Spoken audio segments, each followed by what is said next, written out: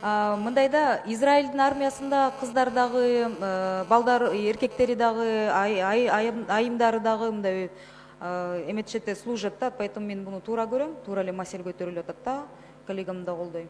И айтсаңыздар, аскер прокуратурасында көптөгөн комитет солдатских матерей деген бар экен, суицидтер боюнча көптөгөн арыздар, анан көптөгөн иштер жатат, ошолор чечилбей атат деген жалобалар менен, арыздар менен бизге энелер кайрылып атат да.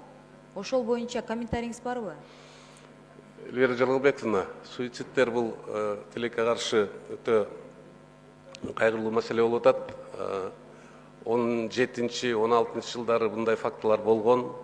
Мисалы 18 жылда мындай бир дафа катталган эмес, бирок буга чейинки ошол суицид болобу жана башка иштер кароо боюнча биз тараптан, куралдуу күчтөрү тараптан, коргоо иштери боюнча комитети, генералдык штаб өзүнүн иликтөө иштерин, өзүнүн предварительный расследованияларын бардык материалдарды сөзсүз түрдө аскердик прокуратура өткөрүлүп берет. Буга чейин мисалы сиз айтып аткан комитет солдатских матерей менен биргеликте национальный центр пыток мына жакын арада эле бир 2-3 ай болду окшойт, бир атайын да жыйналыш болгон, аскер прокуратурасынын өкүлдөрү да катышкан. Ошол жерде да бул маселенин баары көтөрүлгөн. Бул жерде биздин компетенция эмес экен, аскер прокуратурасы карап бериш керек да. Мен бул маселени көтөргөн себебим мага деген, сиз жакшы билет болуш керексиздер, маркум Карагулов Нурсултандын 97-жылкы көз өткөттөр, ошол жигитибиздин энеси менен атасы кат жазып, аскер прокуратурасында арызыбызды сүйрөп жатышат, ар эмес же бери эмес болбой, суицид эмес, өзүнө кол салган эмес, өлтүрүлгөн деген ошондой мындай шектер бар экен, ошо менен кайрылып атабыз, ишибизди мындай чоюп атышат деп арыз менен жазышты да. Ошону силер көзөмөлгө алып, мындай аягына чейин чыгарганы же бүтүрүп бербейсиздерби? Канча 2015 жылдан бери, 4 жылдан бери ата энеси куурап, же ар эмес же бери эмес переписка болуп жакка бияка сүйрөлүп жүрүштүр да. Сиздин сурооңузду эске алабыз, кагаз түрүндө жооп беребиз. Аскери прокуратурасы менен биргеликте бир жоопту беребиз сизерге. Анан дагы бир мындай сунушпу билбейм, армияда деген, вот Израилдин армиясында бул дүйнө жүзүндө эң күчтүү армиялардын бири да. Аякта деген кадимкидей жумушка баргандай эле деп понедельниктен 5-күнгө чейин барышат. Ишемби, жекшемби күнү үйлөрүнө чыгууга уруксат бар. Бизде эмнеге андай практика жок? Биздин куралдуу күчтөрүндө деле кадимкидей эле иш тартиби, күн тартиби бекитилген, мыйзам негизинде, план негизинде бардыгы бекитилген, ал жерде бардыгы көрсөтүлгөн.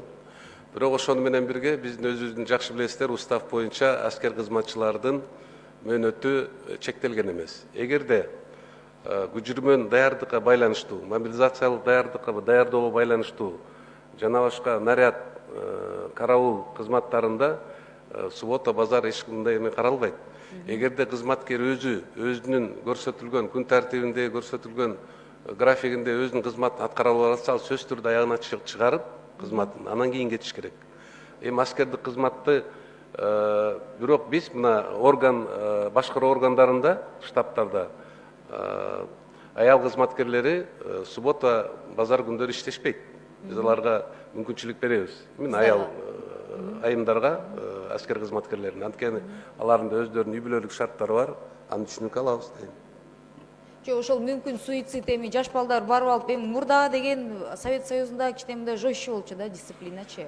Бүгүнкү күндө мына бул менен постоянно күрөшүү болуп атат, түшүнүктүү иштер болуп атат. Аскер прокуратурасы тарабынан да келип өздөрүнүн түшүндүрүү иштерин өткөзүшөт. Биздин мына ошол эле башка неправительственный организацияларга келип өздөрүнүн иштерин өткөрүшөт. Бүт эмелердин баарын түзүп беребиз. Мына мисалы мурдага караганда аскер бөлүктөрдө өзүңүздөрдө эле маалымат бар, шарт тарабдан жогорку деңгээлде көтөрүлгөн азыр. Камсыздоо маселеси дагы, вещевой, продовольственный бардык жагынан. Мурдага караганда. Мына айлык маянасында контрактниктерге биз 30%-га көбөйттүк. Мына былтыр болду. Анда 18 жылда суицидтер жок деп атасыздар. 18 жылы биздин маалымат боюнча бир да факт катталган эмес, суицид боюнча. Хорошо, рахмат.